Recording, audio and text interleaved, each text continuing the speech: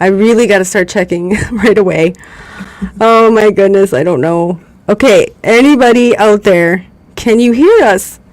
Oh, this is so unfortunate. I hope. I'm sure they got the countdown. Okay. So unfortunate. Oh, that's it? Yeah? Yeah. Okay. Okay. Oh my gosh. This is so embarrassing. What's embarrassing? We just said so much good stuff. Okay, well, please, if you're listening and you can hear me speaking now, post a comment. Say hello. I'm begging you. They can hear us because it's coming up. It's working through. Caption. Is that through YouTube or for Facebook? This is for Facebook. Okay, well, Facebook is. I'm begging you. They can hear us because it's. Okay, coordinating. It's working through. Right. Okay, well, I'm just gonna start going, and hopefully someone will post something. I got the chat open, and it's coming through your phone. So. Yeah. Here we go again. Welcome to K.I.S.S. Recovery 101. Oh my goodness. I'm so sorry, Jay. That started that. It's just I feel this icky feeling in my stomach. Like I can't believe I just did this again. Okay. So, I am excited to have a wonderful guest who's very patient and understanding and just shared a whole bunch of shit that we're going to have to redo again. But I would like someone to please, if you can, as soon as possible. Oh, there's Jessica. Hi, Jessica. Yay. That's one of my besties. Welcome, everybody. Okay, so, Jay, do you want to reintroduce yourself? Minnesota Hope Dealers founder, JP's with me. This is Bridge. K.I.S.S. Recovery 101. We're going to get this started for real this time. 8:11. Sorry about that, guys. Technical difficulties. I keep saying. Anybody out there? I'm throwing this out there. I'm looking for a tech assistant. Mark. Hey, what's up, Mark? He said we can hear you. Oh, Mark's on. Hey, Mark. Yes. Okay, so, Jay, do you want to just say a little spiel about you and whatever you want to say at this point? It's all you right now. I feel so embarrassed. No, it's okay. I appreciate you. I appreciate being on there. So, it's, it's not a big thing. I get it. So welcome. Thank you. So you have a wonderful Facebook group, the Minnesota Hope Dealers. Yes. Okay, many followers. I started as one of the followers. So it's really yes. Family, the recovery family, and thanks to you, where I sit today, I'm doing a podcast now, but I have a job. I have a job that I love where I never have to work a day in my life, and I get to do peer support. And that was all because of Hope Dealers. You guys, you got me rolling on some training, and my dreams are coming true. So, Jay, thank you for that. Well, you did that. I can't take no credit for that. You got to take a little credit. The peer recovery specialist. You put in the work. You made it happen. You was there. You gave me that opportunity. Hope Dealers did. Just passing on what people gave, the opportunities that people gave to me. So I just want to do that for other people. And just, because if we, in order for us to grow as better people, we have to have a purpose. Yeah, you know absolutely. What I mean? So if I can be an example of hope, of like finding a purpose and putting something in place where people can find a purpose, or should I say something like that, then yeah, I mean. I want to be an example of hope. I want people to experience like what I went through. Mm-hmm. You know what I mean? What set my soul on fire. You know what I mean? So it's like, and I, once I took the peer recovery specialist class, mm-hmm. It was, you know what I mean? When was that? When was that? Yeah. Do you remember? When or where? When and where? Oh, shit. Jog that memory. I know that you do so much. It was 2018. Okay. I want to say 18. I think, 2018. It was 2018. I went through MRC. Shout out to MRC. Woo woo! Minnesota Recovery Connection. And it was an awesome class. I'm like, what? Who taught it? Was it Caddy? Yeah, it was Caddy. Caddy, okay, yeah. Shout out to Caddy. And she helps me facilitate it, so she's feisty. That's pretty dope. I like that though. She gives it like it is. Yeah, her and she's fantastic. Jason. Yeah. Jason. Yeah. Yeah, I'm sorry, Justin. I'm sorry. Oh, Justin, yes, Justin. He's my current boss. Shout out to Justin. Right. And you know, it was. I went to a spiritual retreat. Okay. Before all this happened, and I was just trying to find my purpose. You know, I was just trying to find like what was I here for. You know, and I was in treatment, and I went to somebody offered me to go to a spiritual retreat. Okay. So I went, and this guy named Peter Solberg, if you're listening, man, much love to you. He told me about, hey man, you should become a peer recovery specialist. I'm like, what is that? Yeah, what is that? It was, I think it was like fresh and new, so to speak. Like it wasn't, it was, but it was, I don't know. But people still don't know a lot of what it is. But there's we're figuring it out. You should become a peer recovery specialist, man. So I looked it up and I read about it. I'm like, hey, this sounds interesting. And it was for a week, and I was able to do it. I was working at Detox. Okay. At the same time, so I was working Detox at night. What is the the 11 to 7 shift? Oh, the graveyard shift. Then I had to be I had to be there at MRC from 8 to 5. Oh my goodness! Where did you sleep? I didn't sleep. Zombie. There. Zombie J. But I was just trying to do it. So and I was working at Detox. Shout out to 1800. And then I did that, and I did that, and by Thursday I just was like, barely staying trying to hold it together. Oh my goodness, your brain was like, I need time. Yeah, it was, but they had good food, so it was like worth it. Yes. And then I had my certificate, and then, you know what I'm saying, and I know you already know this, Bridge. When you finish and you soak in all the information and you have a graduation and you get your certificate. You know what I'm saying? You were there for mine. Yeah, I was there for yours. It feels so good. It does. It feels like an accomplishment. It's a 46-hour course, so and you there all day. And it's intense. You learning and you there and you get that certificate and it just felt good. It just felt right to me. And and it felt like I accomplished something, like I accomplished something to set out. And that's been my addiction ever since. Yes, me too. Stuff like that, yeah. It's like just that feeling, just like a feeling of being somebody of value. Yeah. And it just wanted me, like I said, it set my soul on fire. Everything else was, like I told you, like we were talking before. I just started going to conferences and seminars and everything that they had going on, and I was there and I was seeing the same people there. Yeah. Hey man, how you doing? You know what I mean? Yeah. It's like, man, I seen you 4 conferences ago. And you know what I mean? And people just started like noticing who I am because I was like present. Yeah. And just going to these different things. I really didn't care where it was at. I just went to them in Fargo. I'm in all type of places. Going to these conferences and seminars and hear people speak and going to presentations about recovery and stuff like that. A lot of people don't know I did a lot of that stuff. Right. I mean, some of the people who was there, I'm very sure people probably know I was trained in something somewhere somehow. But I even did the CMC Foundation of Change. Went to Pam Lambert things. Thrive, shout out to Thrive. You know what I'm saying? And I started meeting these people, and it just is an amazing thing, man. Well, and you're so down to earth, and like when I first kind of met you while I was in the training, I was like, let me get a picture of that book.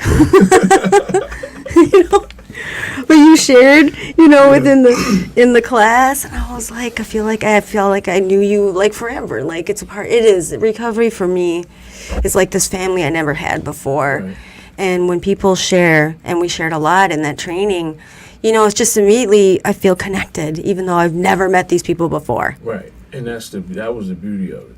And I'm like the only child and don't got no kids, so I mean I have family, but it's you know, it wasn't like immediate. Mm-hmm. And that's what recovery gave to me. You know, I went to wheel work and stuff, and you know what I mean. I went there on the bus from treatment. You know, they showed me love. Shout out to wheel work. Shout out to Paul and Carolyn. Yeah. My wheel work people. Oh, there's our first alarm, but that's okay. No, let me check the chat. Okay. Okay, so let's see. Facebook user says, "What's good, JP?" What's up, Bunny? Hi. I see you. And then, Mark. Paul's on there. Said, shout out to MRC. Hashtag Caddy is the truth. That is true. Caddy is the truth. Yeah, Caddy is the truth. She speaks truth. Man, she's 100. Caddy, I love Caddy, man, so much, man. I learned so much from her, man. She's so down to earth. You know what I mean? It's just amazing, man. You know what I mean? And the people in recovery. You know, I think people who experience addiction is some of the strongest people in this world. You know what I mean? To overcome not just like your environment. You know, it's just it's like an overcoming of the mind, body, and soul type of thing. Yes. You know, it's like it goes really in depth of the things people overcome. People just see it as okay to just stop using drugs. No, they, you know what I mean? They break in generational curses and childhood trauma. You know what I mean? To try to overcome and try to be a better person when it's destined in our cars as statistics and stuff like that for us not to even make it in this world. But to overcome that, you know, it's amazing, man. It's a whole different depth to life. Yeah. I feel like unless you've been there, you know, that's why I feel like I connect so much quicker with people in recovery because I know they've been through that depth. Right. And unless you've gone through that, and what I experience is like we just appreciate things more. And we, you know, for me, I'll just speak on me, like my relationships with people are so important. My conversations with people are so important. And that's kind of why, you know, I don't have a lot of normies at all in my life, period. Just because, not like I'm hating on them or anything, but like just that depth. You can't learn it in a book. Right. You know, it's something that you have to go through to experience, to really understand. And I feel like you can just feel that amongst, you know, people in recovery. Yeah, so it's like people in recovery is we learn to bear our soul, you know, so to speak. We've been stripped butt naked and hurt and been through so much pain, you know what I mean, and still can be able to smile and shake somebody's hand and hug them, you know, at the same time while going through that pain. Well, and doing what you do to give that back, to then extend that hand, I mean, to the extreme, like to the times 10 that you do it. I mean, you're all over and you're just so giving and you're so humble about it. It's mind-blowing. Because I'm not too far from where I started. Well, you know what I mean? It's only, it's been 3 years ago I was homeless and experiencing addiction. I don't know if people know that or not. Yeah. But I'm only like 3 years in recovery. Don't say only. I never want to hear that word here again. But somebody told me it's quality versus quantity. Yes. And but you know, it's a lot of people, and I just wanted to be better. I just wanted to be a better person. I wasn't in competition with nobody else but myself. Yeah. You know, and I wanted to get out my own way in order. I surrendered. Yeah. I surrendered. And when I surrendered, that's when I got out my own way. I stopped kicking myself in the forehead and allow God to work, and you know, and just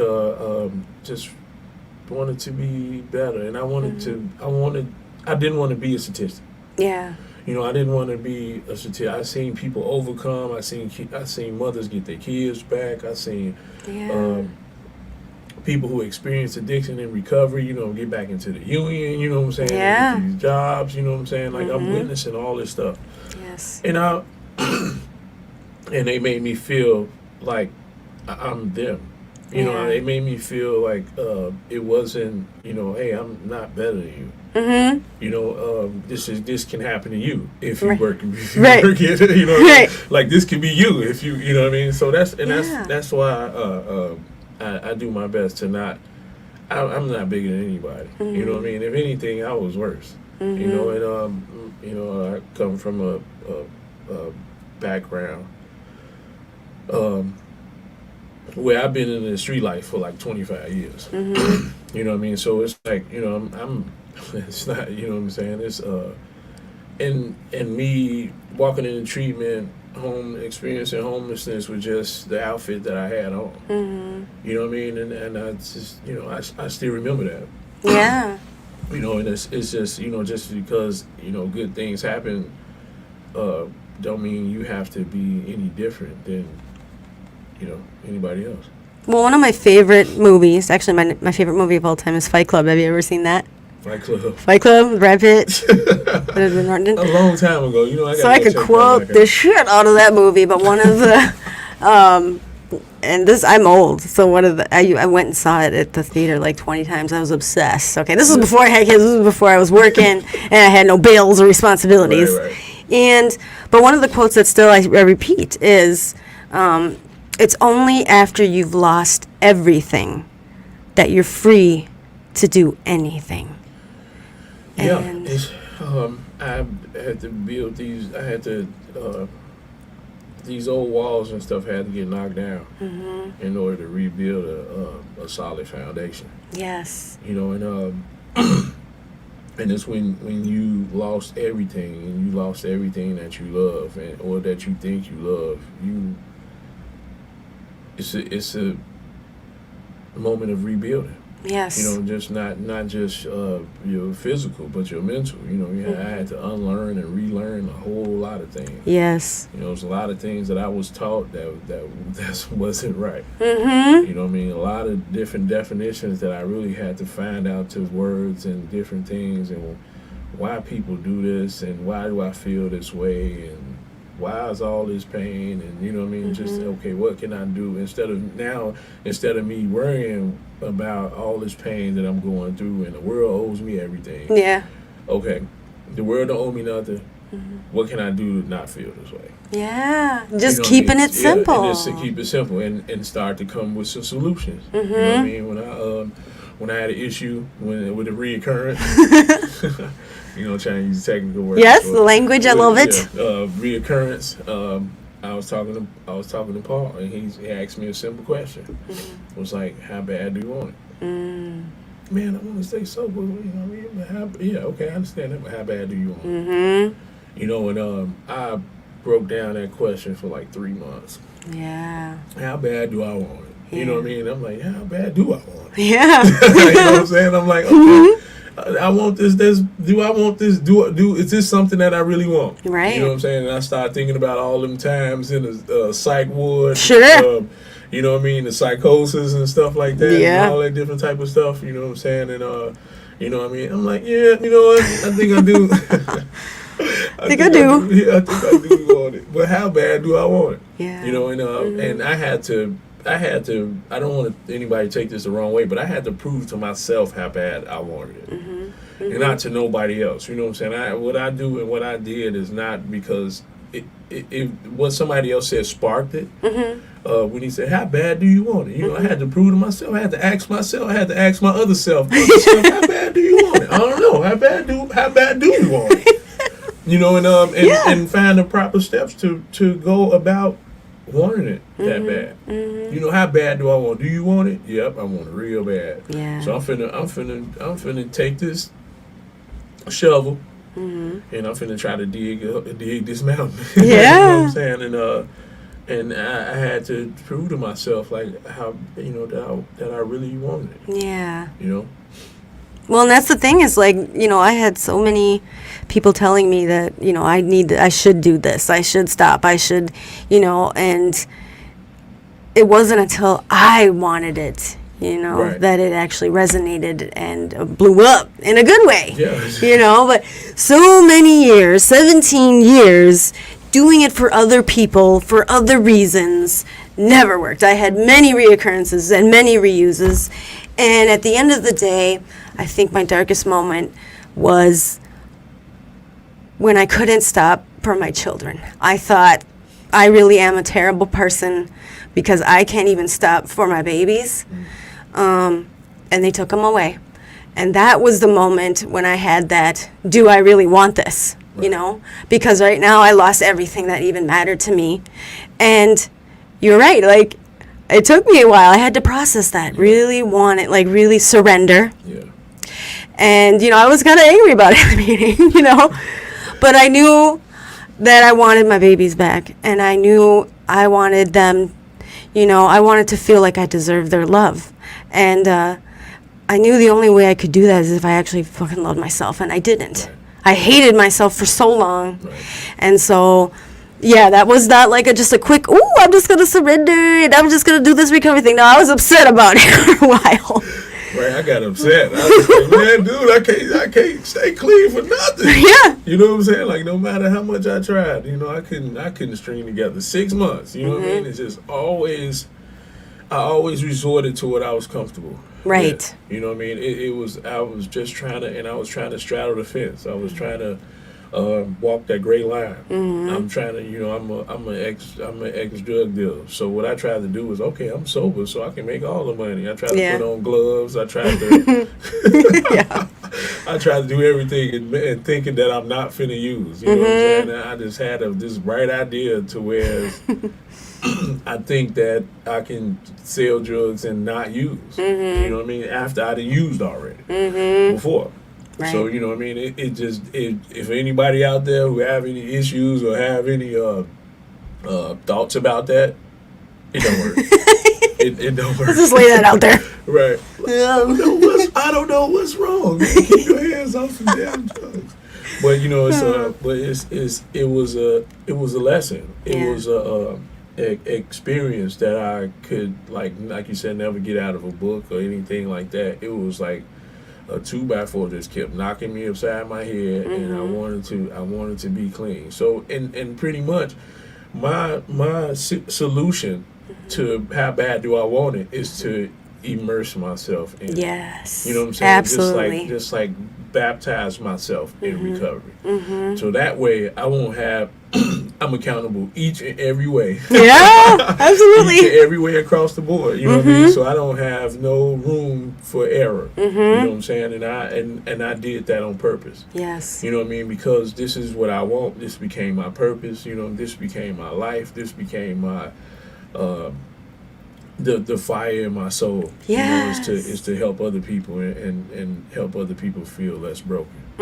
See, that warms my heart because that's exactly how I feel. Yeah, you know what I mean? Because I know how it feels. I know how it feels and I think that's why people possibly relate to me. Yeah. Or I can relate to other people because I know how that feels. Yes. I know what pain feels like. You can empathize. Yeah, man, it's like I've been there. I was pain. Yeah. Yes. Lots of pain. Yeah. And going back to it, going back to using and stuff, even though, that's what was always, the normies around me couldn't understand. It's so miserable and it causes you so much pain. Why do you keep doing it? Because it's still comfortable. Right. It's all I've known. Right. Misery. Before. Right. Because using drugs in the beginning was uncomfortable, if people don't remember. You know what I mean? That first time it was uncomfortable. You didn't know what to expect and stuff like that, but then it got comfortable. But we have to remember that, you have to be uncomfortable to grow. Yes. You know what I mean? And that's where I think a lot of people fall at because of that fear of the unknown, that fear of, okay, if I'm sober, then what I'm gonna do? Yeah. Then what's next? Or, you know what I mean? And that's what we're here for. Yeah, but that's what we're here for. It's like, and that's like the steps. You can't see the whole staircase. You just gotta take one step at a time. One step at a time. Yeah. So a peer recovery specialist. There's other fun names like navigator. I like that one. A peer recovery navigator. I like navigator. Or the coach, peer recovery coach. So I'm going to give the definition officially. What is that? Because when I took the training, you gave me an answer, but I still didn't really understand it. I just knew I was going to be helping my peers. I did not expect the training to. I think it was so exhausting in a good way because it was so much I was eating up all that information. Yes. It resonated. Information overload, right. Yes, information overload. Oh my goodness. And in a good way. But it's like, now what am I going to do? Okay, so she got 2 phones, y'all. Yeah, work phone. I just want to say what's up to Tim. I see you, Tim. That's my son. I see brother Tim. We got some. Lots Mahana, of. I love you. Mark. Mahana. Yeah, that's what's up. Okay, yeah, let's listeners. Hi, thank you guys for staying with us through the craziness. Okay, so Facebook user, he said, my man over here speaks from the heart and lives this new way of life. We love you, JP. Tim, love you too, man. All right, tell him, JP, Mahana, love you, honestly. Love your honesty, I get. Yes. And people love, you know what I'm saying? And people love me, man, until I love myself. You know what I'm saying? And my recovery community, I appreciate that, y'all. Definitely. You know what I'm saying? Y'all, they love me. They show me love. Hey, man, you crazy, but come here, give me a hug. Good crazy. A good crazy. I'm a good crazy too now. Yeah. Now. But you know, it's yeah. I'm still, but that's the fun of it, and I learned how to have fun in recovery. You know, You gotta have fun. You gotta in have recovery. fun. You know, and smell the roses, enjoy life, man. And, you know what I'm saying? And have fun. You know what I mean? And surround yourself Yeah, with, it's- people that want the same things Right. that you want. And that's what I do, and that's what the whole deal is too. You know, we use those sober parties and Yeah. stuff like that. You know what I'm saying? And that's the reason, because I want people to still feel life. You Yes. know, it's fun. You know what I mean? We have fun. We To had be a we had part of sober bar, something. you know what I'm saying? There's different type of stuff and Yeah. speakers and dancing, and it's still recovery can be still fun. It don't have to be an uptight thing and squares and all that stuff. Right. You know what I mean? It's just Far from it's it. just fun, right? And we, you know what I mean? We a wild bunch. Yes. And we get I was gonna say, you get us in a room together. right. That's- we don't need no substance use whatsoever. Sober bowling, you know what I'm saying? Just We vibe get off together, each other. Right. It's just man, it's so many of us, man. We go in there and take over the Yeah. restaurant, the bowling alley, bowling and- alley, Yeah. the cheapskate, you know, Yeah. what I'm talking Yeah. about? All the things. Just everything, you know, and just having Mm-hmm. fun. And like, who's these people? It's just so many of them. Yes. Yeah, we in recovery. Like, we got a list of drinks. Oh, no. Yeah, no. Take some water. Just throw a little lemon in there. Some raspberry lemonade. Yes. Oh yeah, I love when the waitress comes over. Just she looks so confused. Mark says, "Unlearn to relearn." Yeah. Completely relate. And then, And it's like words, if I can say this, it's like Yeah. words that I had to, like courage. You know, I was taught Yeah. that courage was the absence of fear, which like I tried to live by that like majority of my life. But courage is not the absence of fear. It's having that fear and pushing through it. yes. You know what I mean? That's the like the true definition of courage. And like meek, you know, meek I was taught was like people that was weak. You know, that's lower under the earth and stuff like that. That weak people and stuff like that. But meek actually means strength under control. Oh, okay. You know what I mean? I didn't know it's- that. Yeah. So it's it's like having strength under control. You know what I Yeah. mean? You can be a strong person, but you can have it under control. You know what I mean? So it's a lot of stuff that I had to learn also. You know, not just Yeah. relearn, but learn too. Yes. You know, just like learn the different definitions of different things again. Just learning about myself. It's like a whole new world. Yes. I'm a totally different I'm like person. a baby, you know what I'm saying? I look at stuff different. You know, Yes. at nighttime, the streets don't look the same. You know what I Yeah. mean? You know what I mean? It don't look the same how it looked when I was out there. You know, the light is brighter. You know, I'm waking up. I'm a morning person. You're a I'm morning person nocturnal, now? Yeah. Yeah. Yeah, you know, wake Isn't up that like, great? hey, everybody, good morning. People looking at me crazy. Yeah. Sad. I haven't had my coffee. Get away from me. Okay, so yes, the official definition: a certified peer recovery specialist is a person who has lived experience of mental illness, substance use disorder, or co-occurring disorder, who has made the journey from illness to wellness, and who now wishes to help others. And it says, oh yeah, so mental illness, substance use disorder, or co-occurring disorder, or all three, which was me. All three. And what I love about it is that's what that training gave me. They actually made me feel, because I had all this, years of being in in the world of using substances and all kinds of things. They made me feel like valid, and that my experience was more of a benefit. And I remember, like, that first question, they were like, so how much time do you have or whatever? And initially we all thought, like, how much, sober time or whatever. Right. And Caddy's like, no, how much time since you first were thinking about like starting recovery, like starting to make that, long-term recovery choice. And I love that because I never used to think about that. In the rooms that I was in before, you would lose that time. You start back at zero every fucking time. It was so frustrating. And so that training made me not only recognize how much work I had put in myself. Oh, we got another alarm, JP. That's okay. We're gonna go a little over because we started late. Okay. But this is our hot seat alarm. Hot seat So alarm. just to keep us rolling, I brought a clip that I wanted to play. It's like 2 minutes. Okay. And I think the main message of the clip is, it takes just one person reaching out to one person that can make such a huge difference. Okay, so I'm going to get that set up. Okay. And Maya Angelou.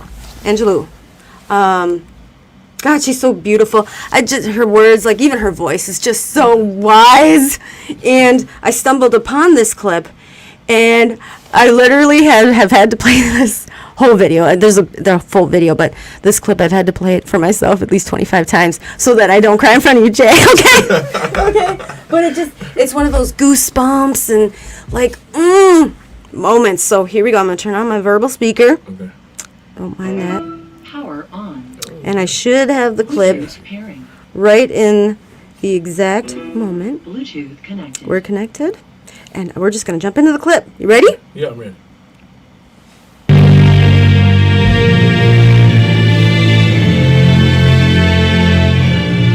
People will very often try to respond to you on the level on which you address them. So if you say, aren't you wonderful, aren't you splendid, my goodness, you're beautiful, oh, you're so bright, people will try, even if they're not, they really will try to lift themselves up to that. On the other hand, if you say, you're a dog, you really are so low, you'll never be anybody. In fact, you're nobody now and you never have been.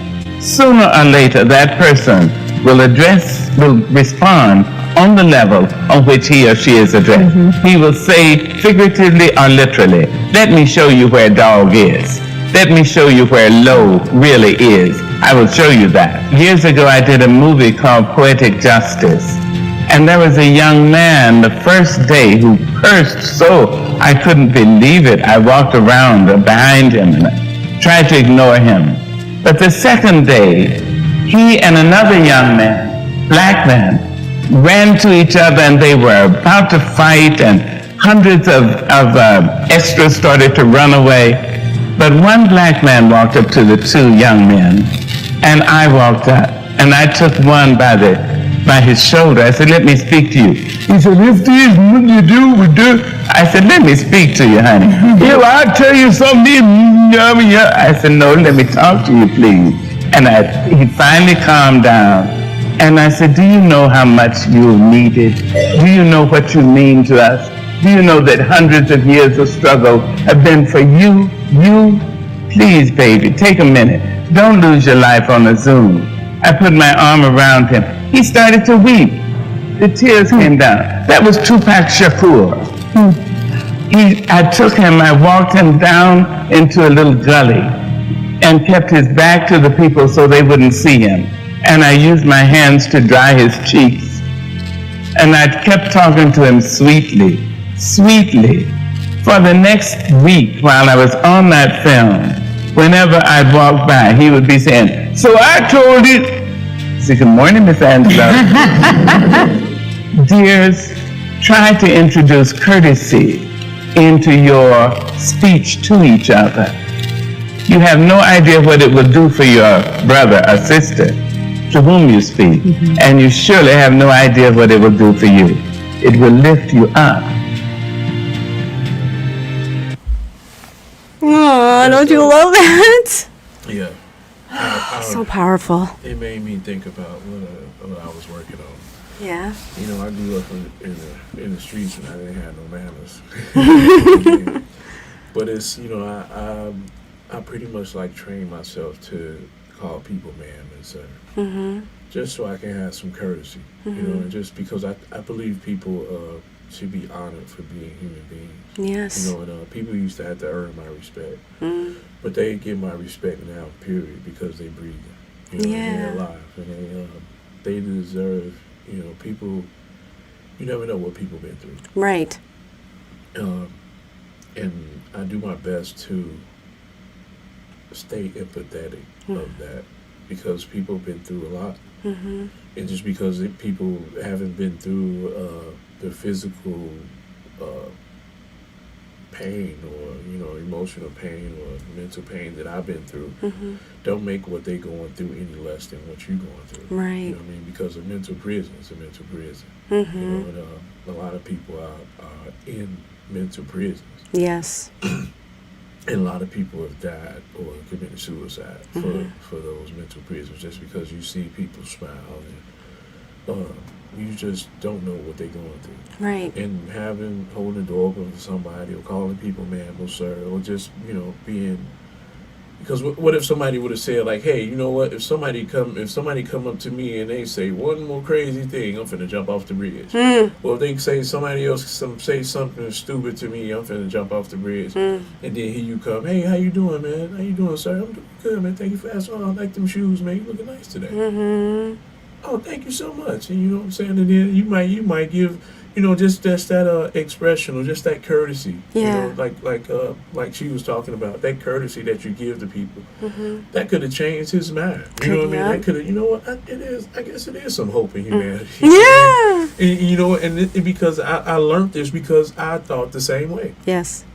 I literally thought the same way. I'm like, man, forget this. Everybody ain't good, you know what I mean? And humanity is going to crap Yeah. until somebody helped me out. Yes. And I was like, hey, man, you know what? To pay you back and do the job. Right. You know what? Just pass it on. I'm like, Right. "Hey, you know what? Yes. So, and you never know what that person probably been through. That, you know what I mean? And I do my best to. It's something that I'm still working on. Mm-hmm. But I do my best to keep that in mind. Mm-hmm. Just because somebody's smiling, or just because somebody is hey, how you doing? Mm-hmm. Just don't mean hey, and telling somebody they look nice or complimenting somebody goes a long way. Yes. And that's courtesy. That how many times I complimented somebody, and they be like, you know what, thank you. And you can hear it, and you can hear that thank you come out there. Well, thank you. You know what I mean? Mm-hmm. You know what I mean? I love that. Yes. And I love hearing that. You know what? Like, thank you. Like, they didn't even expect like that to come from me. Right. Because, where you could be coming from, you would never hear anything Right. like that. I'm pretty much used to shocking the world. People see me, though. They see me. They but people know me right now. I think pretty much. I hope.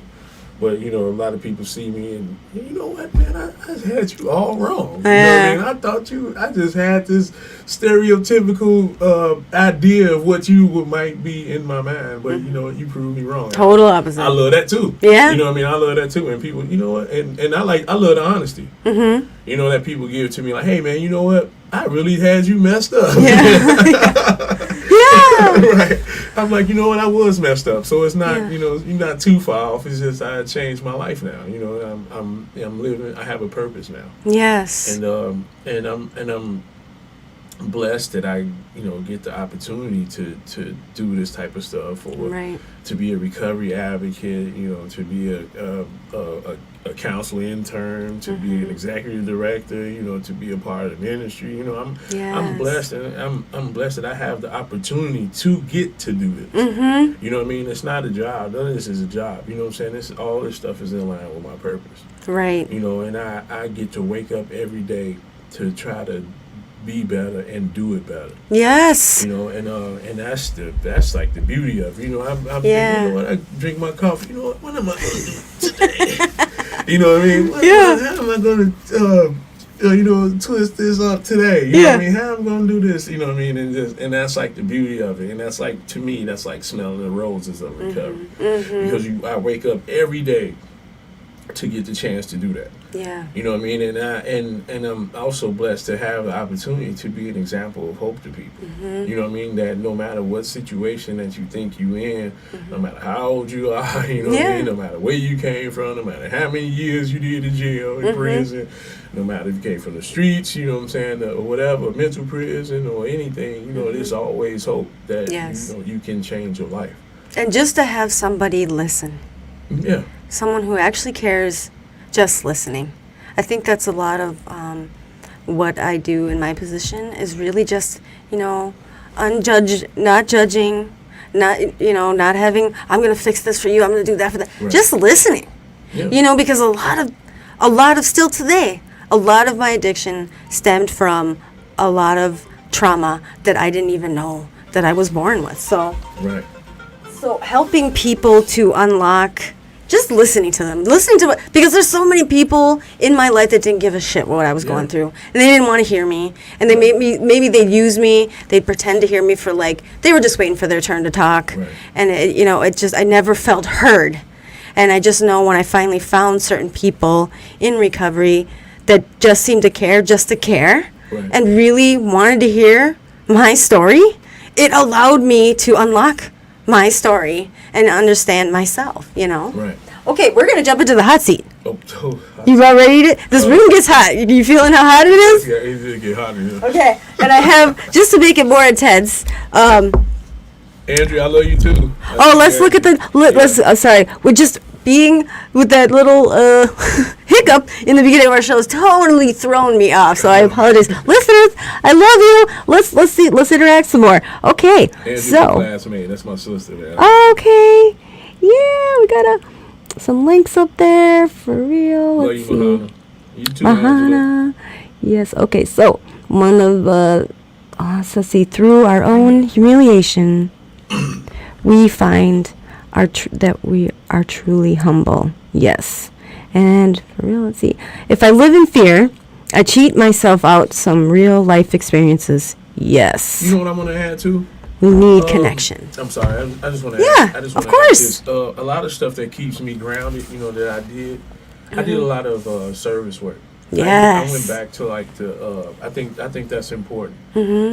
Especially for people in recovery. I went back to the shelters that I used to stay at. I stayed in like Dorothy Day and Union Gospel Mission and Salvation Army and stuff like that. Yeah. So I used to go back to these places and do volunteer work. You know, and just, you know, just like the thought, the reflection of me being there and like being there in another capacity and have these people say like, hey man, you can be anywhere in the world, but you're here right now serving food, man. Thank you. Yes. You know, I heard that a lot. You know, I really like heard. Thank you so much. Thank you so much for being here. You know, because you could be anywhere, and that, you know, and that got kind of like, you know what I'm saying? It's just like it's like it's just brought like a chill to my body, you know, and just like, man, no problem. You know, I'm glad to be here. You know, and I think that's important for people in recovery because, you know, sometimes we can get complacent or you know, quickly. I mean, we can get stagnant and stuff in our recovery, and I encourage people in recovery to do that. Yes. To, you know, any kind of service any work. type of service Start work. at your, you know, comfort level. You don't have to be up and, you know, starting you know, Facebook groups, but coffee at the meeting or something, or you know, leading or speaking. You can, just start helping out at the meetings, or and I think that's very important, man. spreading the word and bringing other folks to it. Okay. So. Hot seat. Yeah. You hear it? I'm on fire. Feel on fire? That's a fire. That's a hot seat. This is a hot seat, Jay. Okay. So. It's so fucking out in this room. But it just worked out. Because we're just jump into these questions. Are you ready? I'm ready. Okay, so there's 3 hot and heavy questions. Okay. And they're meant, you know, to be, someone out there might be asking themselves these questions, and your answer, they might be able to look at it and say, man, that's me too. You know, they might find an answer from you that they can connect with. So, but only, of course, answer as you feel comfortable. Although I know you just get comfortable. You ready? Yeah, I'm ready. Question number 1. Okay. What's the hardest thing you've had to give up in your life? Selling drugs. Explain, elaborate. That was the last component of my recovery. Because remember, I think I was talking about me trying to stay sober and walk the gray line and trying to sell and use. Like, that was my comfort zone. Like, that was my identity.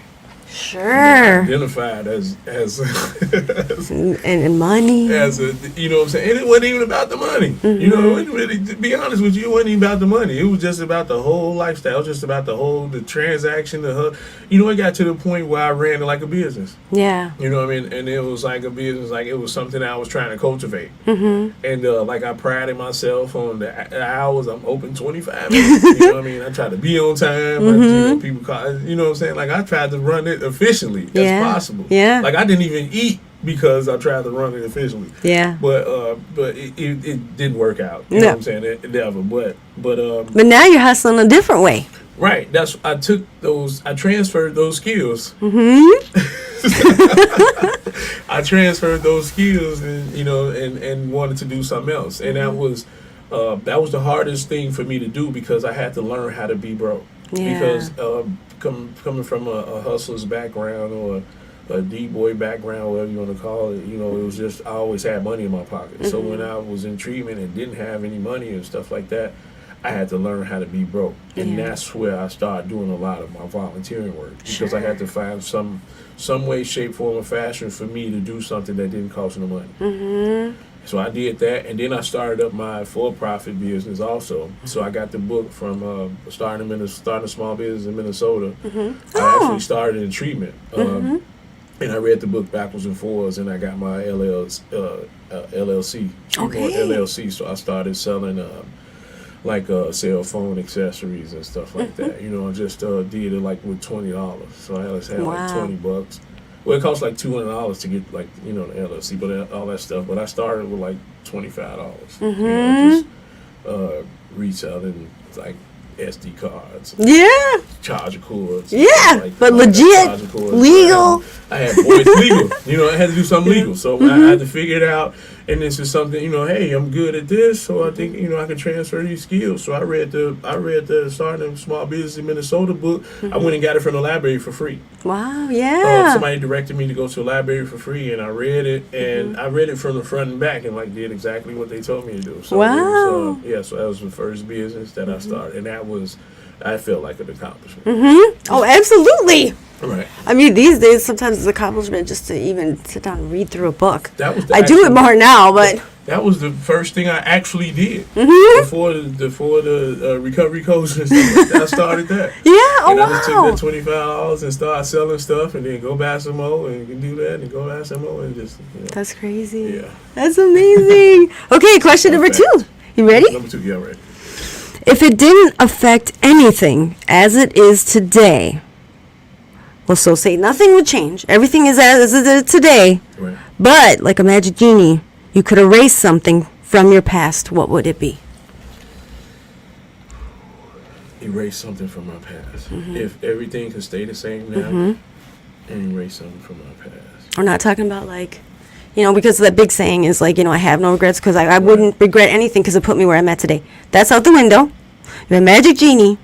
You could erase one thing. Still have everything be the same as it is today. What would that be? I think probably using starting using. I used to drink and stuff like that, whatever. But I mean, I had problems then too with drinking and smoking weed and stuff like that. But when I started using meth, was my DOC. Sure. When I started using that stuff, it was downhill. It was downhill. Uphill, downhill, side hill. Across the hill. Under the heels, it was ugly. Well, that would be some magic genie shit. Right. Because I feel like there's no possible way you could have the depth of understanding and knowledge. And that's what, And if you didn't. That a lot of that comes from that. A lot of the person who I am comes from that. You know what I mean? Because I don't think if I ever would have went through that, I might not be in the position that I am now. Right. Because that was a part of me. That was a part of me being butt naked. Yeah. Butt nakedness. Run the streets. Right. So it was probably a big component that I didn't want to go through. that made me or helped mold the person that I am now. Mm-hmm. But I didn't want to do it. I didn't want to start. You know, I don't like that's like that. I don't know, jail or something. I don't know. You know what I mean? But like I said, I don't know. But I think that. So it's not fair because you don't know these questions before I get, till this moment. One thing that I thought of, because I rate these questions. Right. One thing, and I'm just going to share this because you're being vulnerable. I'm going to be vulnerable too. Okay. So specifically, I had a specific thing that came in my mind. So if I could still have everything that I have right now, I'm trying not to be emo about it, but one thing my older three have voiced that really affected them was the day I did decide to give up and attempt to take my life, and they saw me being carried to the ambulance. Oh, it breaks my heart every time, the times that they've expressed that to me, how traumatic, they didn't say traumatic, like they just said that was really scary to see that. And I know that's going to be a ripple effect. But the fact that I keep open about it, and I'm an open book, and I want them to talk about it. I wish I could take that moment away, because I can't even imagine, seeing their mom being taken away, not knowing she's going to make it. It breaks my heart to that's where I would punish myself so much, is that I put my kids through that. I didn't think like that at the time. I was thinking, at that time, I thought they would be better off without me. Now, I mean, it's totally 180. I would never, but that's how low I was. And, but yeah, if I could magic genie, poof, be still where I'm at, I wish they wouldn't have been able to see that, I know that down the line, they all see a therapist, like I'm on it, Right. And I know that they know that, like, 2 years later now, 2 years, I've got that 2-year medallion tag and all that, they see where I came from, Right. And so I think, I got 2 teenagers. If they ever go down some similar path, they'll be able to know, I hope, that you can come through it, and that I hope that they will still feel comfortable to come with me, because they know, come to me, I'm not going to judge them, Right. and you can go from death, twice. I almost died twice, and still be where I'm at today. Right. And that's why I do give so much back, and I do want to help my peers so much, because I don't want them to make those choices. Feel like they have to make those choices. So, okay, question number 3. Ready? Ready. What's the biggest thing? Well, we kind of already talked about this. Well, maybe we didn't when we were off air, but Right. what's the biggest thing you want to accomplish with Hope Dealers? 3 things I want to accomplish with it? Oh, no, that's just question number 3.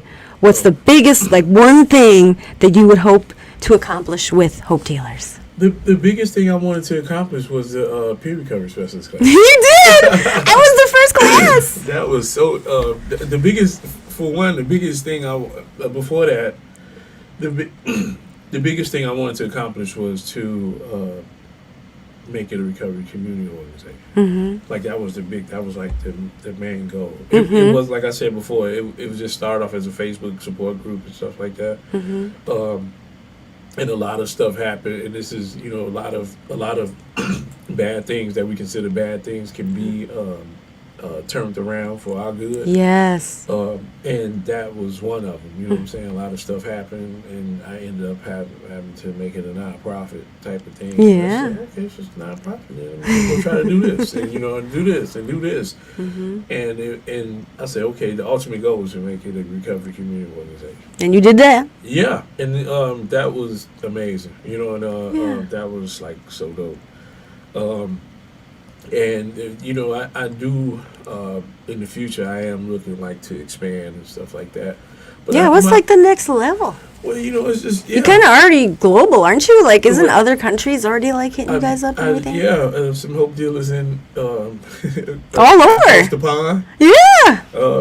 I shipped the hoodie out to Israel. Israel. That's amazing. Yeah. So it's some people like New Zealand know about me. That's what's up. Because of the recovery crawl thing. So it's like people in Australia and stuff like that know about the Hope Dealers. Yeah. So which is dope. That's amazing. That's dope. Just the name, Hope Yeah. Dealers. And Dealing out the hope. and to be like an example of that, you know what I mean? It's like a blessing, man. You know, it's just to be an example of that, and it's just like something that is took off, and people like understand the vision I have behind that. You know what I mean? You know, we want to meet people where they at. Yes. You know, we don't want people to feel less than this because they did this. Using is just the behavior of something underlying, you know, underlying trauma or something like that. You know what I'm saying? So people shouldn't be judged if they use. What you do don't define who you are. Absolutely. You know what I mean? It's you are who you are. Just like I said, I didn't want to use, but I ended up using. You know what I'm saying?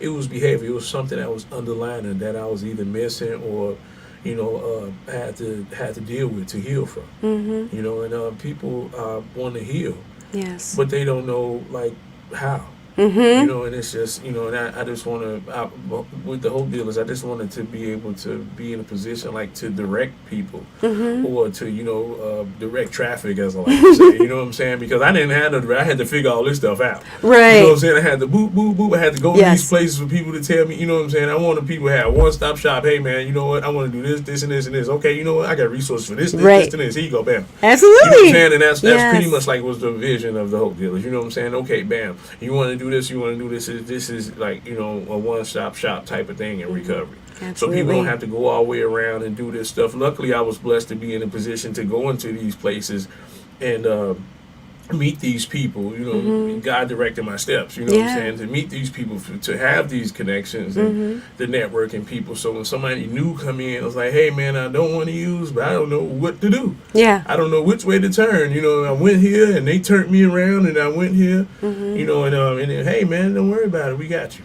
Yes. You know, and it's, you know, and just treating people like people, man, human beings, and just, you know, meeting people where they at.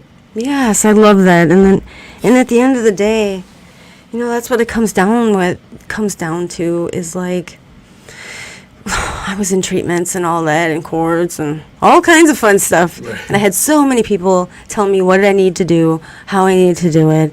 And what's great about, you know, you and organizations like Minnesota Recovery Connections, we fill in the gaps where treatments can't do whatever. Right. You know, we're not here to tell you what to do. Right. We're here to help you figure out where you want to go and what you want to do, and we're here to guide you. I like to say, like, I'm here to walk along with you. Right. Yeah, I'm not going to push you. Right. I'm not going to pull you.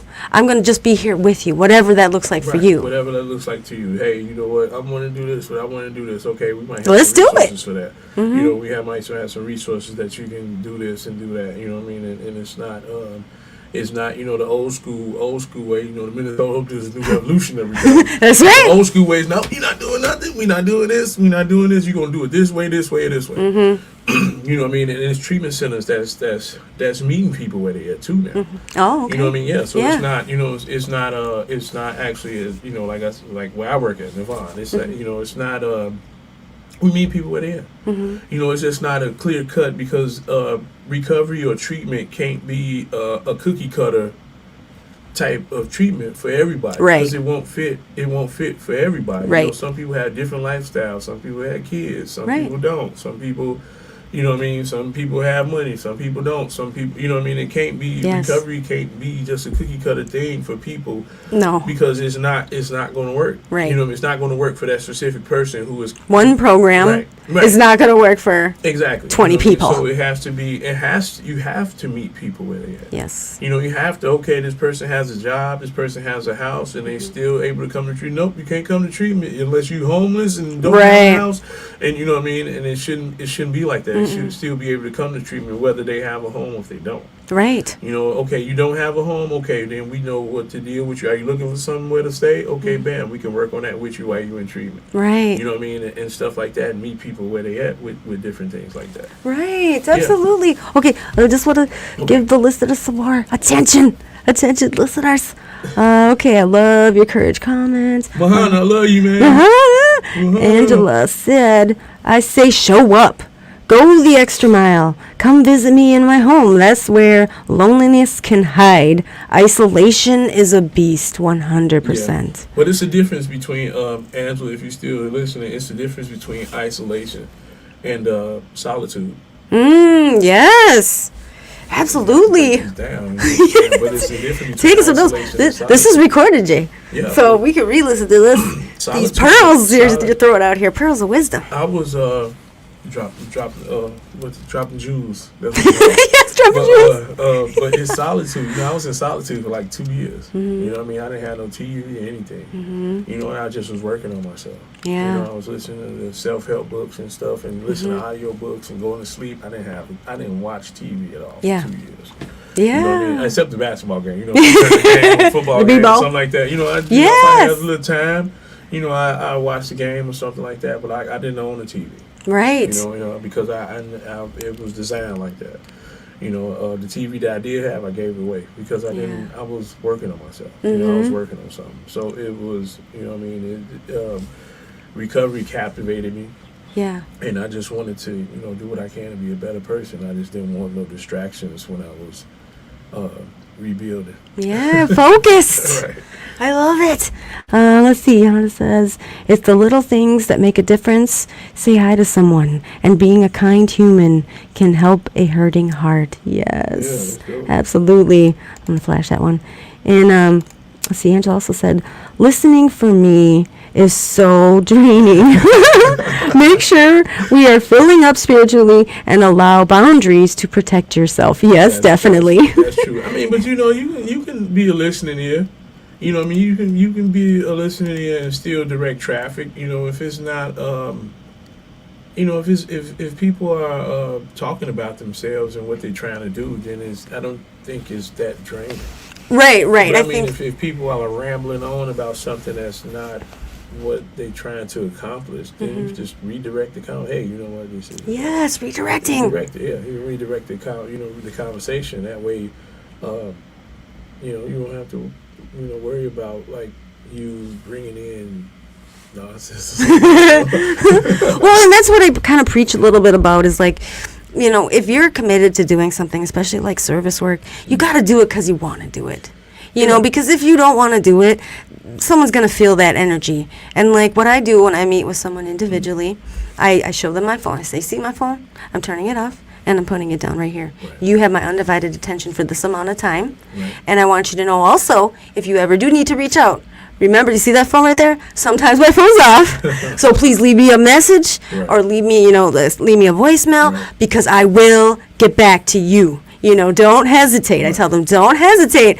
But I know back in my days, ooh man, if I could get a hold of something right then and there, that was that reason. Like, they did answer. I want to throw this disclaimer out. Yeah. If people are trying to get in contact with me, the best way to get in contact with me is text or inbox. Yes. Because I'm not a talker phone type of person. Do you know, I had to, my therapist had to point this out to me because I thought there was something wrong with me. I'm like, Katie, her name is Katie, I hate being on the phone. I know my friends, I got sisters, like, I actually had family members back then that just want to keep, they're phone talkers, and they want to keep me on the phone. And I'm like, you know, most of them were women, and I'm like, why am I not like that? Like, what's wrong with me? And she's like, well, when did you start working? Like, you know, a job or whatever, in like customer service, because I've always been on the phones person. You know, ever since I was like 18. So I've been on the phones for 20 years as a job. 40 hours a week.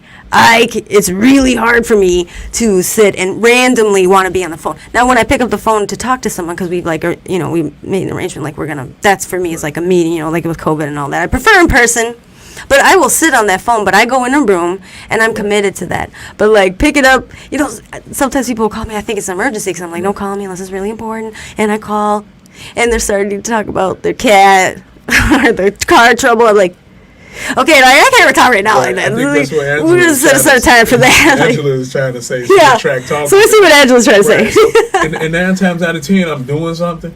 You know what I mean? So I'm doing something like I don't want people just to think like I just and the fun fact, I worked as a collector for 7 years? Really? 2001, I think, to 2007. Yeah, I was. Oh my gosh! I collected federally defaulted student loans for the. Oh my gosh! Really? Yeah, for a third party company. Oh wow! Yeah, and you know, and that's a fun fact. That's what I was trying to get myself together. Fun? You know what I'm saying? I don't know if I'd say fun. Yeah, it was right, but you know, it was fun. Yeah. But yeah, I've been like not a phone talker person since, and not only that, but I'm 9 times out of 10, I'm probably doing like 2-3 things anyway. Yes. At that point in time. Oh my gosh, So, yes. but I can text and do, you know what I mean, and do some stuff and still respond to you. Yes. Versus a phone call. Right. Well, So, even with the texting, yeah. you know, like for me, my interactions are important, and so if I get paragraphs, I'm like, ah, shit, I can't just Well, I mean, respond right away. I read it, you know. But I want to like give them a reasonable response to all these paragraphs. So I gotta. The thing about texting might be a minute. The thing about texting is you don't have to respond back immediately. Right. You know what I mean? So that's the thing. You know, if you don't have to respond, a call you have to respond like immediately, or it's not going to happen. Right. But a text, you know, I got take some time to read it. Yes. And take some time to read it. I hope people understand that. Yeah, and then. Okay, I got the answer. Yes. And then, you know what I mean, and I can be, I'm more efficient with whatever anybody has for me through a text versus a phone call. But there's a such thing as. Sorry, go ahead. I'll be doing something else, and you know what I mean. I'm on a phone call, and something is not going to get my attention. Yeah. Either it's going to be you, or it's going to be what I'm trying to do. You know what I mean. So it's going, you know what I mean. To avoid that, I can call and text. I can read it, and if I'm in the middle of something, I can, you know what I mean. I can read it, but I don't have to respond right away, and then I can, you know. Come back to well, and some people have a phone addiction, and I've seen it where like it's really bad. Like they cannot not have their phone, and I'm guilty. I used to be guilty of it, not so much anymore. Oh, not you. No.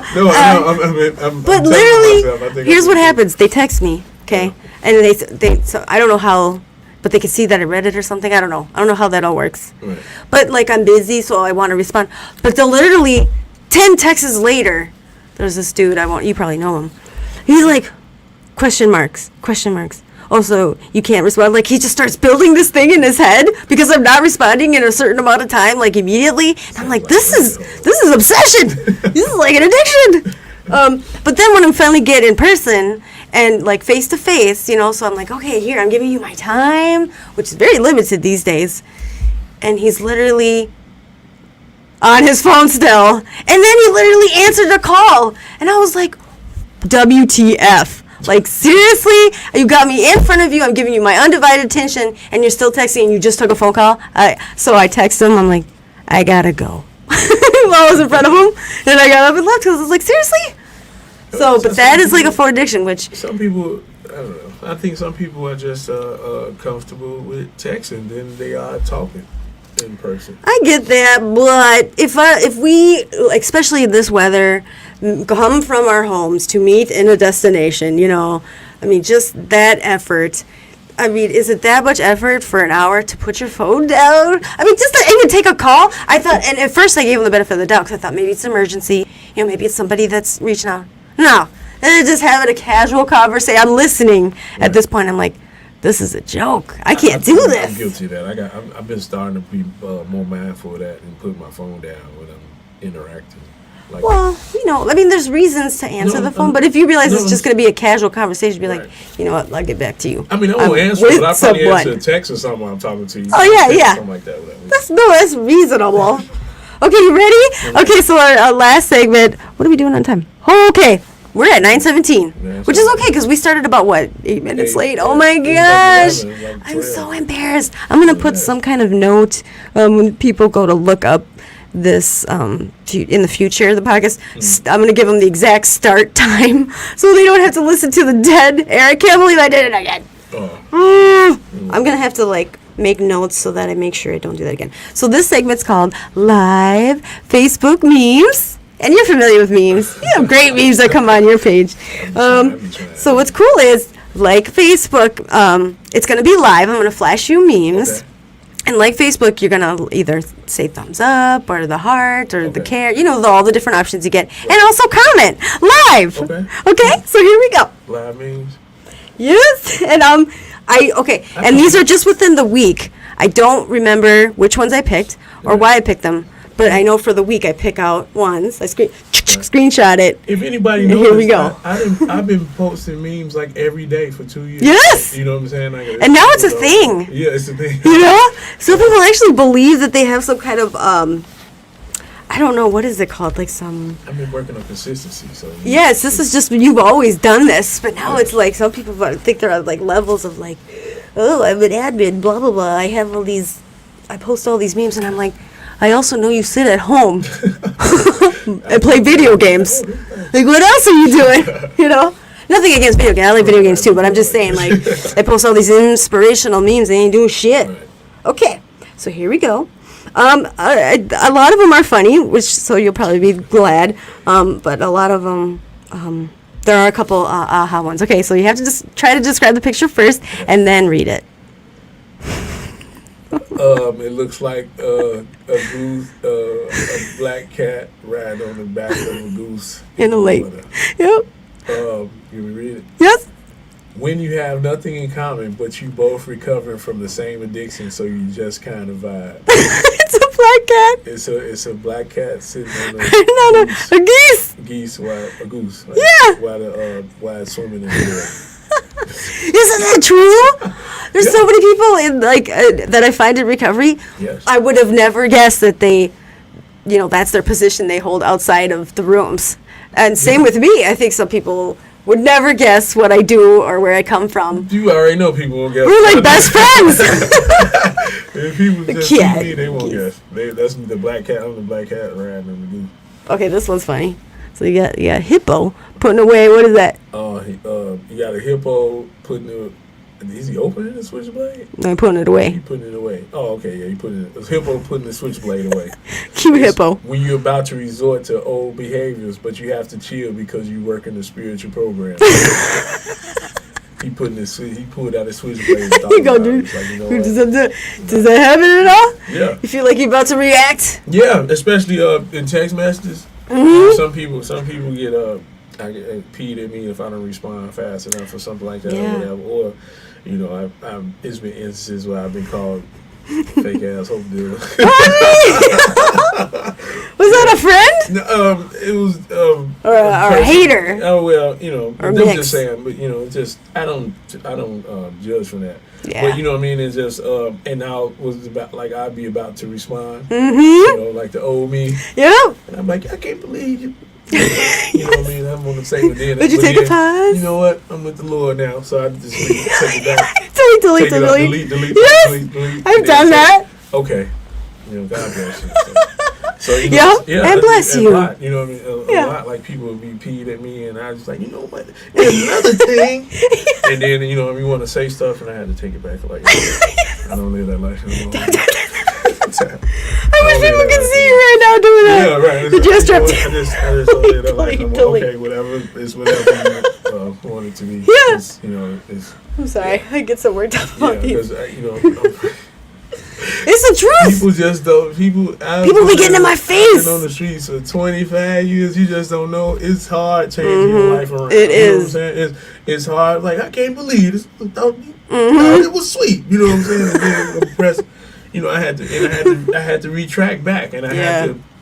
And that's where thinking about your thinking comes in. At. Yes. Thinking about what you're thinking about. You know what I'm saying? And that will save you from a possible relapse or reoccurrence or anything. You know what I'm saying? Just to remember what you're in it for. Yes. And not what you think that you're in it for. And that's what I'm trying to do, like eliminate ego and not live by pride and stuff like that, because that's like a sense of pride when you do that. So you know what? I'm working on this. You know what I'm saying? It didn't happen. You know what I'm saying? I didn't let a few. Just last week, Jay. But right, I had to you know what I'm saying? delete. Like, Delete. Just like delete. It's like, you know what? Ooh, I had this whole thing. Another thing. You know what I'm saying? I can't believe you just think that. You know what? I'm just gonna delete this. I'm gonna delete this, and I'm just gonna let this one ride. So because you trying to work on being better. Yeah. You know what I mean? Not necessarily being better than that person, but being better. For yourself. Yeah, not letting what other people say or do rock you. Right. You know what I mean? And that's a form of like being unshakable. Not letting what other people do. We are in control of how we respond to things. Yes. So we can't control anybody else, but we can control how we respond and how we act towards things. And that's the way. I might have been on my mind, but I didn't press in. Yes. So, thank goodness. Right. So I'm working on it. Or by accident. What you got? Oh my gosh. Okay. The Simpsons. And Homer's looking real content. Yeah, Homer looking suspicious. Homer's in the car with Ned Flanders, little grin, his wife, Marge, Bart, and Lil Ned. Everybody else All looks looking at annoyed. Bart. They all looking at Homer sideways, and Homer just looking suspicious, like he did something. When your joke ruins the conversation, but you know it was fine. That's me. That's me all day, every day. You know, I'm the only one laughing. Right. It's all right. I know it was fire. They'll get it later. Yeah, staying to him, man. Like, you ain't supposed to do that. You ain't supposed to say that. Yokely dokely. My sense of humor, it's just so basic, but it's just those things. It just make me happy. Okay. Okay, here's an aha one. I can tell because it's just words. Okay. Your story could be the key that I posted that. Oh, is this from you? Yes, see, I take your meme. I borrow your You're memes. supposed to like it for this too. Your story could be the key that unlocks someone else's prison. Don't be afraid to share it. Yes. And that's so true. Yeah, that's the beauty of it, man. I've been to a lot of, I'm not going to say it like I've been to a lot of places, but I've been to a lot of places. And speaking in like treatment centers and stuff like that. And, Yes. And people will be like, man, you know what, your story inspired me. Mm-hmm. I'm glad I never heard nobody a story like that, or I never heard it said like that, or this was my story. You know what I mean? It's like everywhere I went, somebody came up to me and like shook my hand. Yes. You know, and I'm like, man, you know, and being like this, you know what I'm saying, living out loud, living recovery out loud. Mm-hmm. It's like one of the best decisions I've ever made because I get a chance to tell people my story, man, and then, you know, and then people just be like, hey, man, you want to come tell your story here? And, you know, hey, come tell it here, and come here, tell it here. And, hey, you got to tell it. I spoke at the U of M for a social work class. Wow. Yeah. And it's, yeah. And I was just like, you know, it's like amazing. You know what I'm saying? It's just like, hey, man, thank you. You know, because I don't know what happened. Justin wanted me to do it. Shout out to Justin, and he gave him my name. Like, yeah, I got the perfect person for it. Yeah. You know, that's a good thing about recovery. You know what I'm saying? And like, oh yeah, come on and do it. And, you know what I mean? And then I got to meet the professor and, you know, the social worker class, and maybe I, you know, gave them just like some insight on like people in recovery and stuff like that. So it's dope. Absolutely, it's dope doing what I do. Well, and I feel like too, it's just this freedom, and like I keep testing it. Like every time I share my story, it's always different, and I always let a little more out.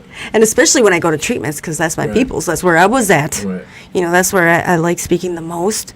You know, and I just remember before when I would first start speaking, I'm like, some of this shit I'm gonna take to my grave. Like nobody's ever gonna know about these things. That type of stuff, yeah. You know what I'm saying? But you know, it's how. But no, now I let those like little the general stuff, you know, little things slip here and there. Like general stuff, and you know what I'm saying. Like me, I shared about me throwing away 2 ounces, and I heard you on that. You heard me on that? Yep. I kept that 8-ball. Yeah, that was an Attitude for Gratitude show. I heard you on that. With it and stuff. Yes. Yeah, it was. Go for state. I was going. Yeah. No. That was. Yeah. That was the first. Yeah. That was. Yeah. Go for state. Yeah. That was. That was crazy. The story. You don't have to come back out and just share that whole thing. That's crazy. One of these days I'll share my whole story, but like I feel like people would but you know what I'm saying? be scared. It was hard for me like to say that, you know what I'm saying? Like at first, you know, just giving people like general. But as like you said, the more I start doing it, like the more I start opening up with the truth about it because it's real. You know what I'm saying? It's like real, you know, and you never know who might be going through that. Somebody might have an 8-ball in their sock right now. Yeah. You know what I'm saying? When you telling this story, like, oh man. You know what I'm saying? And just like, man, how you know? Exactly. You know what I mean? And it's just, you know what I'm saying? It's a beauty in it. You know what I'm saying? And just like it's a beauty in our truth. Yeah. You know, and it's ugly at first and it's nasty and all this stuff, but then, you know what I mean, the moment we start becoming positive, you know what I'm saying, and being a better person or living righteous and stuff like that, that bad stuff turn into good somehow. Turn into light. It turns into light. You know what I'm saying? Because it gives people hope and inspiration when they probably woke up thinking like, man, I'm just going to always be an addict or I'm just going to always be the same. I might as well just go and leave here. And then they hear your story and be like, dang. Yeah. Yeah. To come from all that darkness. Right. You can come from the dirt like that. And you are such a beam of light, Jay. I am. Thank you. Yes, you are. You walk into a room, it's just lights up. Seriously, everybody just goes to you like a box to the flame. Like, woo! Here's Jay. Let me get 2 minutes, a minute of his time. but I enjoy. I never was a people person. Really? Yeah. You know, Oh, that's see? funny, right? That was the same for me too. I was very Yeah, I was, non-people person. I'm still like sort of like. I would never guess it about you though. Nah, I'm like an introvert. You know what I'm saying? I'm an introvert extrovert. Yeah. But I'm like I used to be in a group, and this is what recovery did too. Because I used to be in a room full of people or a place full of people and still feel by myself. Yes, You know me what I'm too. saying? And Yeah. but it's like recovery. I don't know. Recovery. I'm still kind of introverted though. Yeah, me too. You know, I like my peace. You know what I mean, and whatever. And I think that's what's happening like now. You like your me time? Yeah, you know what I mean. And I Same. don't have that much of that. You know what I Yeah. mean? That much of me time because I'm always doing something. Yes, you are. You know what I mean? So I kind of like take my me time like a little seriously now because it's like slim. Yeah. I'm not gonna say none because I do have a little bit of me time, but it's like Good. slim. So I just try to do what I Yeah. You gotta do that. Yeah, absolutely. Yeah. Find a little secret meditation room You know, that you can hide out in. Yeah, you know, just chill Don't out, have to use it sleep. for meditation, but I just a found little out what a oasis. nap was in during COVID 2020. Yeah. I never sleep. My motto was I don't get tired. Yeah. But I had no choice. I had no choice because COVID was. That was your higher power saying you're gonna take some time to rest. Yeah, and and that's exactly what that was. Yeah. And it was my time to rest, and I didn't know what it was, and I was going crazy, bouncing off the wall. And I couldn't go nowhere because wasn't nothing open. And if I go out on the street, gas was 2 cents, and you know what I mean. I go out there and ride around and get bored, and then come back in. And you know what? I'm finna just go to sleep. Yeah. Take a nap. Yeah. And I took a nap. That was one of the best things I ever discovered. Yes. I fall asleep. Oh my gosh! So it's crazy because I've been watching this Nathaniel Drew. If you go on YouTube, he did this cool little series. He's only done a few, but he goes and does lives the day in life of geniuses. Okay, so Albert Einstein, Maya Angelou. That's actually how I found her clip. Like the great artist Da Vinci. He spends a day. Actually, he'll take like a week and he'll just do what they did throughout their day. And guess what? Most of them did. Fucking naps! Yeah. Sleep was huge for these geniuses, right? Albert Einstein would at least always have 10 hours of sleep a night. And he would take like a nap or two. And I've been trying to listen. I can't do the nap thing. I mean, I'm going to try more. But definitely I've been making a point to sleep more at night. Right. Like going to bed and getting my ass to bed early. Right. Whether I fall asleep or not, it makes a difference. It makes a difference. It makes a difference. And I've been working on something for the past few months, so I have to be at work at 7 in the morning. So I think I was talking to you about it. I've been going to the gym like at 5 in the morning. 5 a.m.? Yeah, so that means I have to wake up at 4:30 or 4 o'clock and stuff to get to the gym. That's Like, commitment. I'm trying to be intentional, you know what I mean, of Yes. like taking care of myself and stuff like that because I'm doing my best to help other people out. I think I should have the same intensity with me. Yeah, absolutely. So I've been doing that for like 3 months now. I went a little hard after New Year's, but you know what I'm saying, just by me waking up and it's been good to me. My days are kind of long. So Yeah. it's yeah. I'm flashing you another one. Okay. Describe the picture. Describe the picture. Describe the picture. Holes Is in the ground. Holes in the ground with grass. What looks like where a fence was at. It says posts were removed because someone took the fence. Posts removed because someone took a fence. You know? That's like Facebook. People go to Facebook jail, they disappear. Someone took Poor Gavin. He was part of my class. Who? Gavin. Oh, yeah, shout out to Gavin, man. Yeah, he's Gavin. probably not on Facebook. Yeah. He keeps getting kicked off. Oh, but you know what? I went through that phase because I was just like posting stuff in like different groups. I think I'm probably in like 600 or 700 recovery groups. Oh my goodness. So I try to post different stuff to different events or something like that, or even a nice meeting. Couldn't it be just your friends that keep reporting you? Like, how do they even determine it's that? not that. I'm gonna tell you what it is. It's because if you do it in a lot of, I'm just taking a wild guess. Like I don't know the number, but I think if you do it like in 100 or 200 groups, they consider it spam. Oh. So they think you like a Really? AI computer Okay. trying to spam the groups. So they shut you down. Wow. Yeah, that's it. It's not. I'm it's not the involved in fa- that it's many not- groups. Yeah, it's not the fact that they're reporting you. Yeah. It's the fact that you doing it, and then you doing, and then you just say if you're doing it fast, like boop boop boop. Oh, boop, boop. okay. And like, oh, what's up? This is automatic. They trying to scam. Oh, it's somebody. automated. Yeah, they know. They think that it's automated. Okay. Like it's an AI, like an artificially intelligent thing trying to do that. Yeah. And then I guess the Selling Facebook stuff. algorithms or something stop you from doing that. Okay. So it's not. Yeah, it's not. See, I worry. I'm like, am I going to get in trouble? No, it's not. It's not that. You know what I'm saying? Especially because I be trying to post some positive stuff. Yeah. It happened to me a few times. Oh my gosh. Okay. Yeah, so it's That's what good I'm to saying? know. So I just want to let you know that. Words. A lawyer asked me what he should wear in court. I suggest a lawsuit. Allah suit. That was funny. That was funny. Yeah, I had to use that one.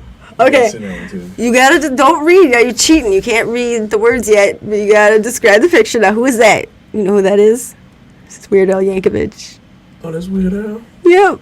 What does he buy? A lot of fans. Like fans that you fan yourself yeah, with, it's like right? it looks like like a fan, like you fan yourself Designer with. fans.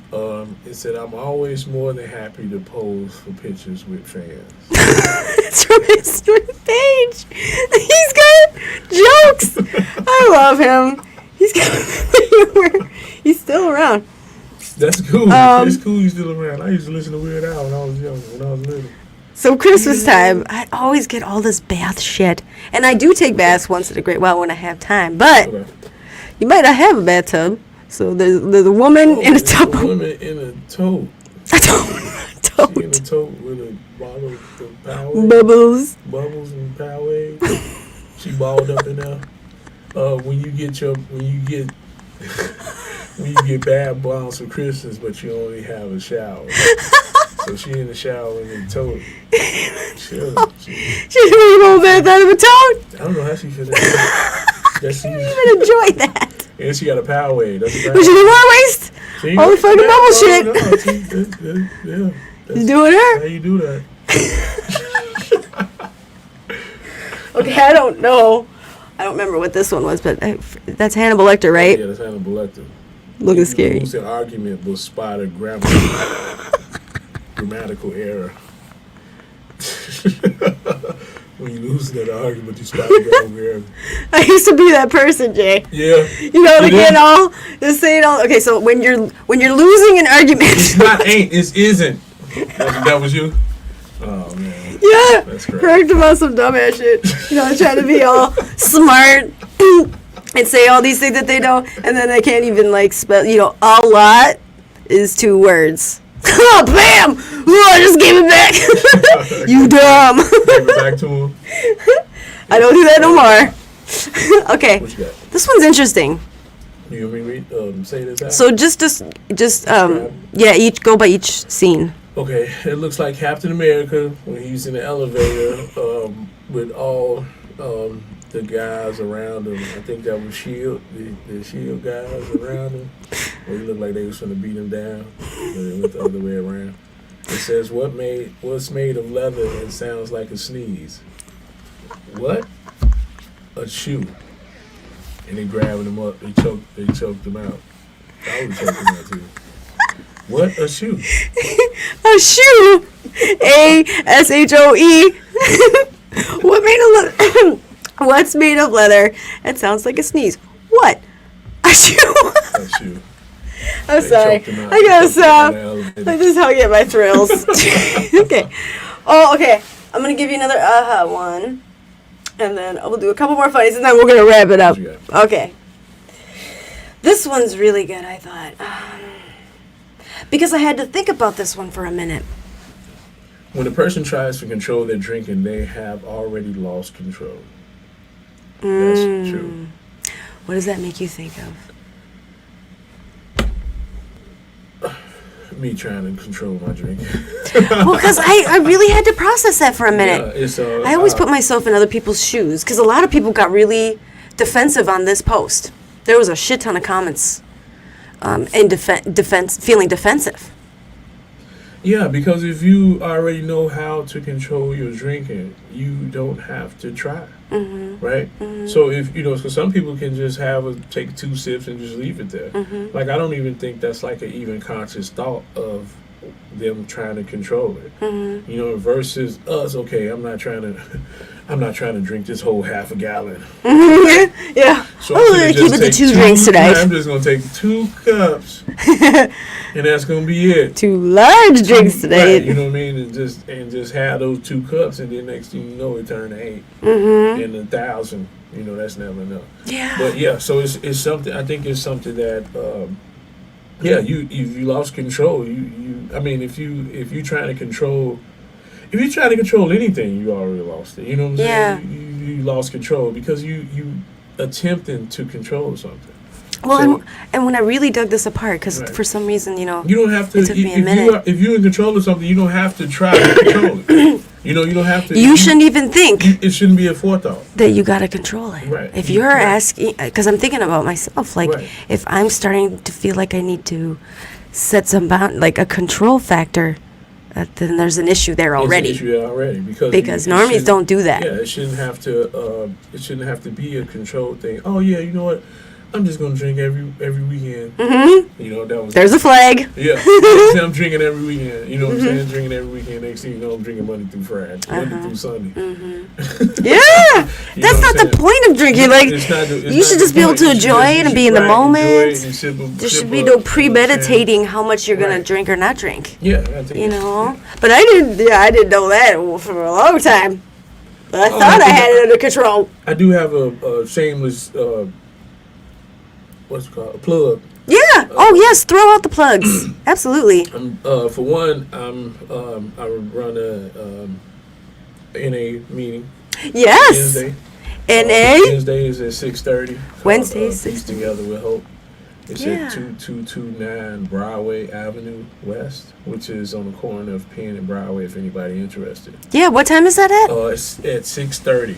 Okay. Wednesday nights, every Wednesday. Wonderful. Yeah. And that's in person That's or, in person. or virtual? Okay. It's in person. It's in we person. have, Nice. So we have food, we have refreshments, we have snacks, lights. It's at the ICCM Life Center. That place is so nice. ICCM Life Center Resource Center, which is the north side branch of Life Center. So shout out to Pastor Monica. That's what's Life up. Center, my Life Center people. Yeah. And also I have one more meeting to go to, but I am starting. I am hosting another peer recovery specialist class that's coming. Oh, okay, you are. Yeah, so it's in March. Hopefully, once I talk to Caddy. Yeah, Caddy. Lady Caddy, and it should be, if everything go right, it should be the week of March 21st. Oh my gosh. So if anybody's interested, please inbox me. You can also email me at jp@minnesotahopedealers.org. Wonderful. That's JP at Minnesota Hope Dealers with the And Z. he will get back to you. Right, so I'm trying to host it and have at least 20 people this time. Where it's at will be announced.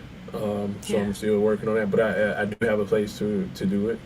But I'm just want to, just it could be life changing. Yeah, if anybody interested, if you want to change your life, you want to help somebody else out, you want to start getting knee deep in recovery. Yeah. You can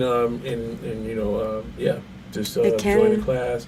We prefer you have a year clean.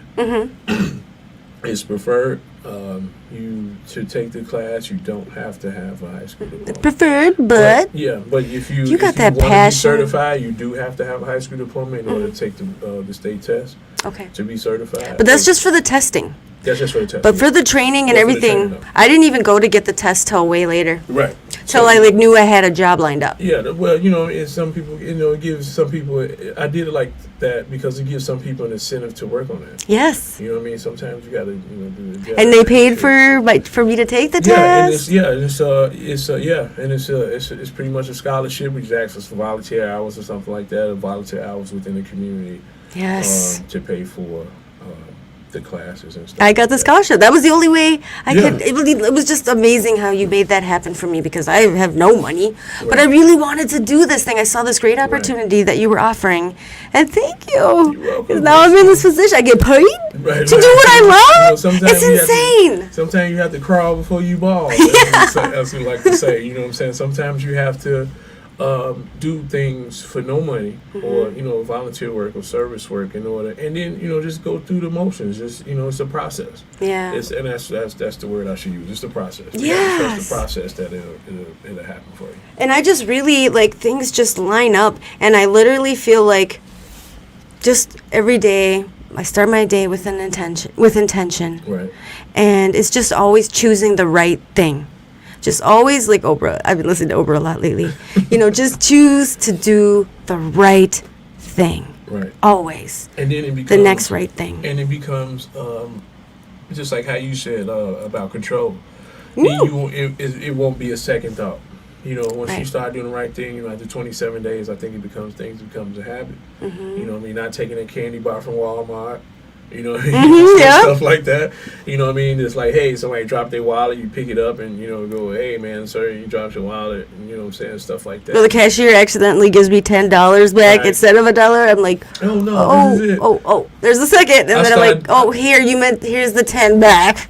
You know meant to what's give funny- me you know what's funny? $1. When I started doing that, and it started becoming a habit, and I started doing that like unconsciously. Oh, Yeah. man, what is wrong with me? Right? You know what I mean? Especially when I need some gas money. What's wrong with me? Right. Yeah. You know what I'm saying? It's just, oh yeah, you gave me. You know what I mean? And just, but that's what it was. I said that as a quick thought, but I actually felt good that Yes. it wasn't something that I was intentionally doing no more. It was something I'm actually living. Yeah. So that's a difference, man. It's a big Okay. difference. Jay, look, last one, just because this is personal. This is a personal I one. say he just got that. Snacksident. Yeah, Ali, that's me. You read it? Yeah, it's snacksident. Is eating an entire bag of chips by mistake. It's snagging That was my problem. That's why I'm in the That's gym. me all day, That's every my day. gym in 5. I'm I like, can't oh help man, it. this whole bag of chips. You put your hands in there, and then but crumbs like, oh man, I didn't eat this. Oh my God, Oreos used to be that's like, trying to control it. I'm See, just that's gonna trying have to just this control it. one sleeve here See, before I know it. Addiction ain't just about drugs. No. You know what I mean? It's, It's everything. yeah, I know. It's like I just can't have one. You know what I mean? So I'm like, I have to go to the gym. I'm yes, and that's everything can be in moderation and everything can be watched, but everything can also be very quickly. I say I'm an addict because I'm addicted to more of Yeah, anything more. that makes me feel good, especially quickly. And A lot of anything is bad for you. yes, Anything that and I think they call it in the mist. yeah. Doing it in the mist. Anything. Too much water will kill you. You know what I'm saying? Like anything, and it don't have to be good. It don't necessarily have to be good or bad. It's just with anything. Yes, Too much of anything is bad. For you. right. You know what I'm saying? Yes, Just like it, look at the science Yeah. behind all of that, and it just makes like, sense. It's anything. So just imagine Too good to be true. doing something bad. If something good, if too much of something good is bad for you, just imagine what doing too much of something bad for you. Right. Yeah. Well, even my recovery addiction, okay, Right. right? So do you know who William White is? He's basically the godfather of the recovery community. He's the big A in advocacy. He's Oh, yeah? we have Minnesota Recovery Connection, they played lots of videos about him speaking yeah. and whatever. But he was wonderful. I got to get in a session QA. Anyway, my point is, Okay. he made a point that resonated with me. He said, because they're like, well, what do you do for filling your own cup and stuff? He's like, here's what I do. I love what I do, but I gotta step away from the recovery arena. It is so important that you do that, because if you don't pay attention to your family and yourself and what really matters, that recovery arena is always gonna be there. But your family is for me that resonated because I'm so passionate about this. Right. And I'm sitting here, I'm doing all the meetings, and I'm speaking everywhere, and I'm just saying yes, yes, yes. Right. My kids are missing me. Right. You know? And I used to reason, well, you know, in the beginning, for sure, they knew I needed these meetings. They knew I needed this stuff, like, so mom, you know, gets healthy, gets better. But now I am better.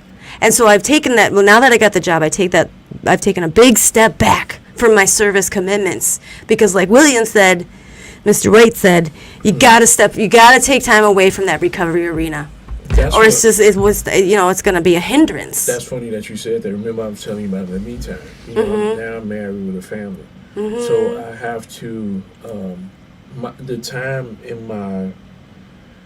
And I felt sorry. I felt bad about this at first, but now I don't. You know, it's like a sorry, not sorry type of thing. Yeah. Because I spent a lot of time with my recovery community. Yeah. You know what I mean? I spent Exactly. a lot of time fellowship, and we went everywhere together, man. We did everything. But when I got married and had a family, and I got married too, y'all. I got and started having a family. Like I'm a family man now, so I do my best to try to spend time with my family. You know what I mean? So a lot of the times that I spent with my recovery community, like I don't spend it anymore because that time has gotten less, including all the other stuff that has been added to my plate.